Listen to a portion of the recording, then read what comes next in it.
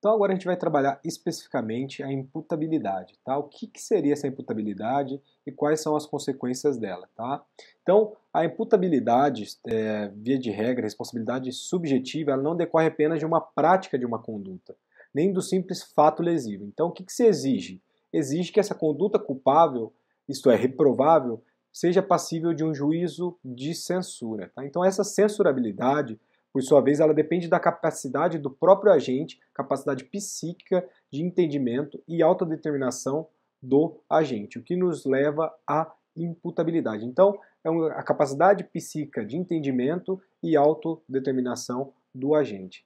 O que seria imputabilidade? Imputar é atribuir a alguém a responsabilidade por alguma coisa. Imputabilidade é, pois, o conjunto de condições pessoais que dão ao agente capacidade para poder responder pelas consequências de uma conduta contrária ao dever. Imputável, portanto, é aquele que podia e devia ter agido de outro modo. Tá? Então, pode-se concluir disso que é pressuposto não só o sentido da culpa em sentido lato, ou seja, a culpa stricto sensu mais dolo, mas também a própria questão da responsabilidade. Então, por isso que se diz que não há como se responsabilizar quem quer que seja pela prática de um ato danoso se, no momento em que o pratica, não tem capacidade de entender o caráter reprovável da sua conduta e de determinar-se de acordo com esse entendimento. Então, são elementos da imputabilidade, dois, né? A maturidade e a sanidade mental. A maturidade se caracteriza pelo desenvolvimento mental. Já a sanidade mental é sobre a rigidez desse próprio desenvolvimento. Quais são os nossos exemplos?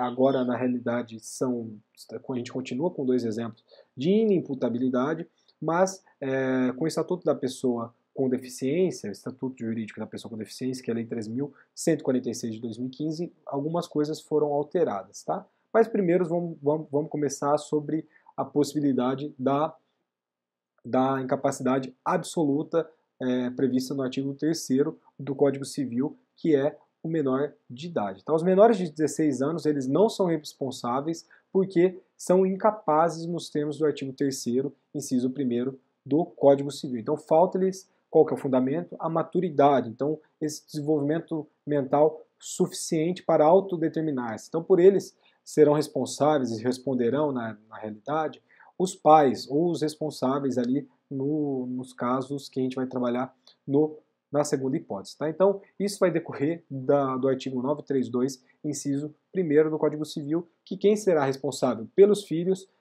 indiretamente no caso, serão os pais. Tá? Então, sob a sua autoridade e companhia se justifica essa possibilidade de responsabilização. A gente vai trabalhar sobre a responsabilidade civil dos incapazes ainda na aula de hoje de uma maneira muito mais específica. Então, a primeira hipótese de inimputabilidade seria a menoridade. A segunda hipótese seria a insanidade, tá? A insanidade eu queria trabalhar melhor com vocês porque é algo extremamente atualizado, foi extremamente atualizado pelo Estatuto da Pessoa com Deficiência. Então, para cair em concurso público, para cair no exame da ordem, eventual segunda fase, muito provável que isso possa possa cair, porque, querendo ou não, é algo que foi alterado em 2015 e a gente ainda está passando por algumas alterações, algumas consequências práticas do Estatuto Jurídico da Pessoa com Deficiência. Tá?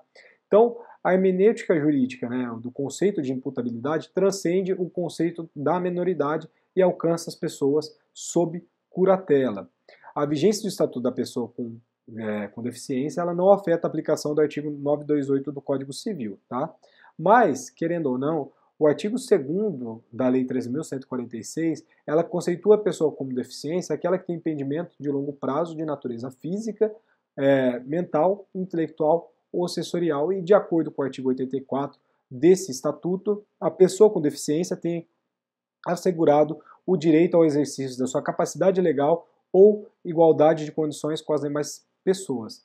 E, para arrematar, a gente acrescenta também o parágrafo 1º do artigo 84, que preconiza que, quando necessário, a pessoa com deficiência será submetida à curatela conforme a lei, e somado ao parágrafo 3º, a definição de curatela da pessoa com deficiência constitui medida protetiva e extraordinária, proporcional às necessidades e às circunstâncias de cada caso e durará ao tempo menor possível, né? Ele durará o menor tempo possível. Então, até aqui a gente percebe que o Estatuto da Pessoa com Deficiência ela vai passar a admitir um caráter excepcional da curatela. Anterior ao Estatuto da Pessoa com Deficiência, isso era visto como regra, né? Entre aspas, como regra. Hoje não. Hoje a gente subtrai duas hipóteses da pessoa com deficiência, tá?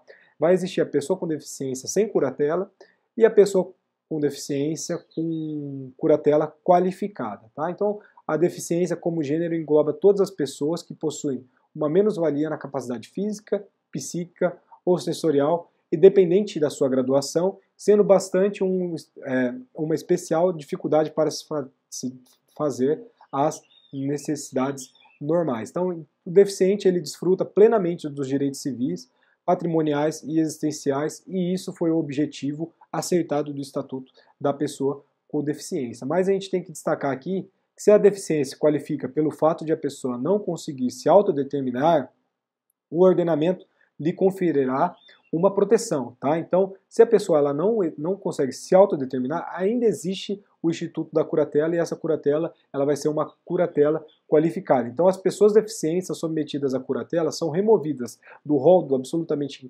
incapazes previsto no artigo 3º do Código Civil e são enviadas pelo catálogo dos relativamente incapazes, que é a previsão do artigo 4º do nosso Código Civil. Tá? Então, a nova redação do inciso 3º do artigo 4º do nosso Código Civil traz aqui com fins da incapacidade relativa, aspas, aquele que, por causa transitória ou permanente, não puderem exprimir sua vontade. Então, desta forma, a pessoa com deficiência será civilmente capaz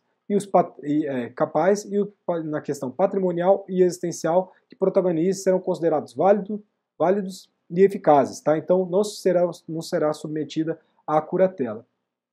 De qualquer modo, o Estatuto ele deseja prioritariamente promover essa autonomia e subsidiariamente protegê-la. Tá? Então, a gente promove a autonomia da pessoa com deficiência e subsidiariamente a gente vai tentar protegê-la. Tá? Então, a proteção não se aplica à pessoa com deficiência quando estritamente necessária, sem que impede de caminhar, entre aspas, com as próprias pernas. Tá? Então, eventualmente deve se incidir equívocos se for o caso, por exemplo, de se responsabilizar. Então, se a pessoa ela não está sob o regime de curatela e comete um ato ilícito, ela será responsável por indenizar a pessoa que ela causou dano. Tá? Então, isso decorre da própria interpretação do artigo 4º do nosso Código Civil e da nossa Lei 13.146 de 2015. Então, seja por atos negociais, como por comportamentos antijurídicos, na forma do artigo 928 do Código Civil, esse dispositivo vai abranger a categoria dos relativamente incapazes. Tá? Então, a Lei 13.146 de 2015 ela altera consideravelmente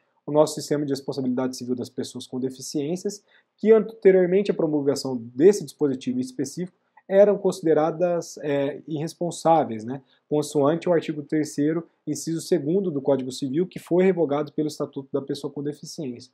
Então, nesse artigo 3º, inciso 2º, era aquela questão por enfermidade ou deficiência mental não tiverem o necessário discernimento para a prática dos atos da vida civil. Hoje a gente alterou isso, tá? Então, hoje, as pessoas com deficiências elas são relativamente incapazes e elas responderão ali no caso do artigo 928 do nosso Código Civil. Beleza? Então agora a gente finaliza essa primeira parte da questão da inimputabilidade, tá? E a gente vai avançar especificamente para a responsabilidade civil dos incapazes e vamos aprofundar ainda mais nesse tema, tá? Obrigado.